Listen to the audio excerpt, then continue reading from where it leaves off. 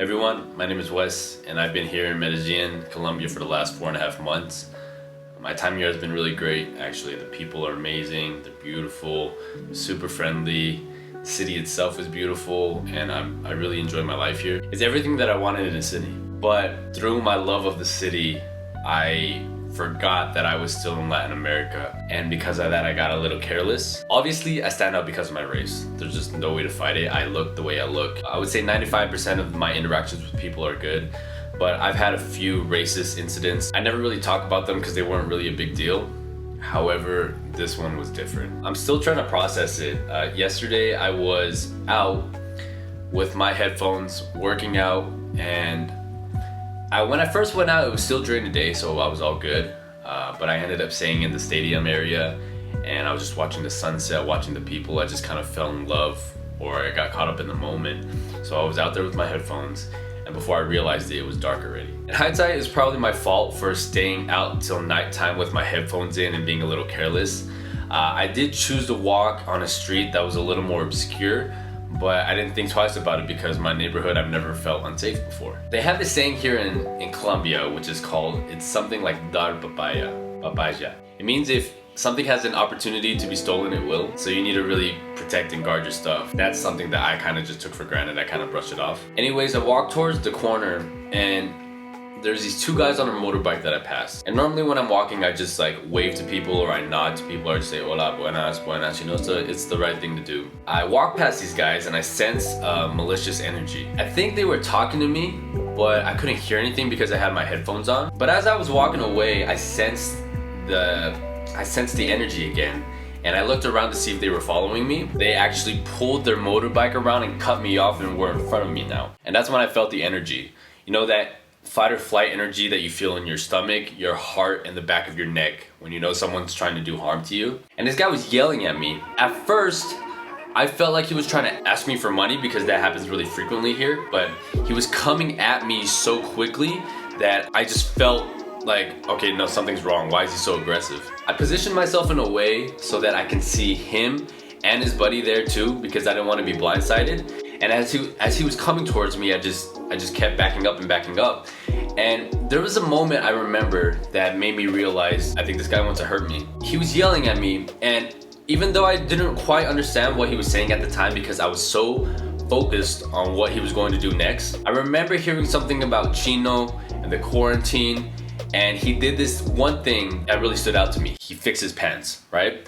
And I've seen this before. When people get into fights or they're about to swing or they're about to try something, they do the whole fix their pants and they act cool and then they go for it.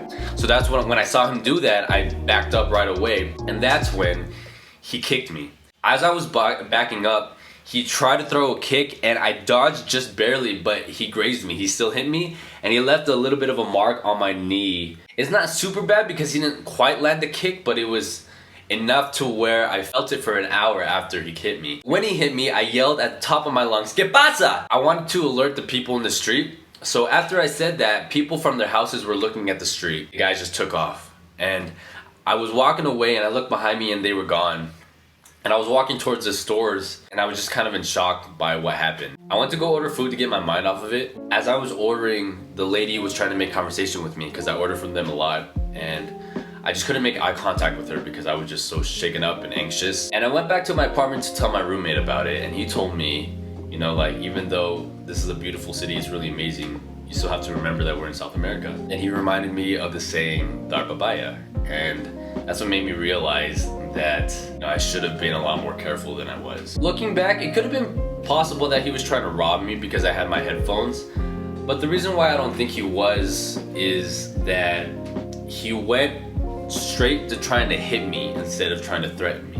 I think if someone were to rob me or try to take my things, they would show a gun or flash a knife, you know, try to get me to do something or try to threaten me. But this guy just straight aggression, tried yelling at my face, and then he went to trying to hit me right away, which is why I think he was targeting me because of my race. I think I probably should have been a lot more careful. You know, I didn't have my wallet, but I had my expensive headphones in my fanny pack. I was just careless. I need to be a lot more careful with my stuff. Also thinking about it, I'm glad I didn't fight back because there was a point in that moment where he was coming at me. I was like, oh wow, is this it? All right, let's go. I'm ready. My adrenaline's pumping. I just worked out. I'm ready to go. I'm fit. Like I was like ready to do this, you know? But that would have been a bad idea for two reasons. Number one, I've never been in a fight before, so I don't know how I would perform. And number two, I have a lot more to lose than this guy, so why would I do something like this? And ultimately, this is why I chose to run away. Now that I've been able to think about it, it still doesn't change my mind on racism. I made a video a couple weeks ago talking about racism and how to deal with it, and up until that point, I've had bad interactions, but none of them have resulted in violence. But I still share the same opinion now as I did back then, because number one, I'm not gonna let this one event affect how I view the city and the people. Number two, I'm telling this story because I want to get it off my chest. I want to share it. I'm going to meditate on it, journal it out, so I can eventually process it and get over it. And three, lastly, fuck people that do that, you know? They're just bad people in this world. It was very naive of me to say that, you know, oh, I'm a very lucky person, I do well to the world, so that means nothing bad is going to happen to me. But sometimes just by being the wrong person in the wrong time, you know, you're going to be affected. Personally, I just think my goals are too important to sacrifice on a fight or to worry about all these bad people.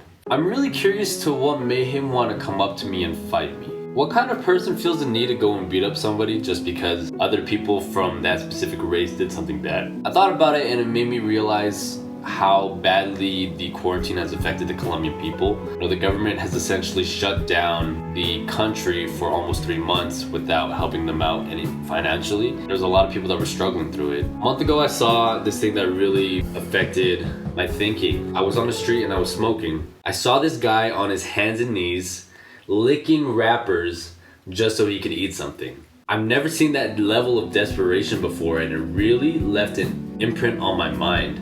So obviously afterwards I got as much food as I could for my house and I gave it to him, but I've never seen that level of desperation before, and it made me really appreciate all the blessings I've received as a person. When stuff like this happens, I try to understand where they're coming from instead of just blaming them as a bad person. That's just how I think, and I'm very blessed to have come from the United States and not be in a bad financial situation, I guess, comparatively. US standards, I'm poor.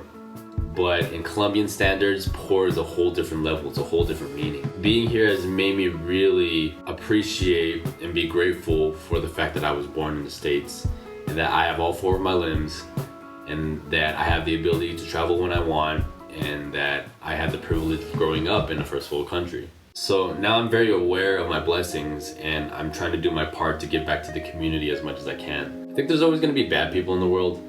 You know, it's just life, and yesterday was no exception. It was just a wake-up call for me. I think the best perspective to have is to be cautious of the bad things and aware of them, but also appreciate people as they come, because most people in the world are actually good and nice, and you should give them the benefit of the doubt, but always be ready and cautious for when you do run into bad people, because it's inevitably gonna happen. Anyways, thanks for listening. I hope you got something from the story. If other people have gone through something similar, I would love to hear about it. Leave it in the comments below. Anyways, thanks for stopping by my channel, and yeah, peace out.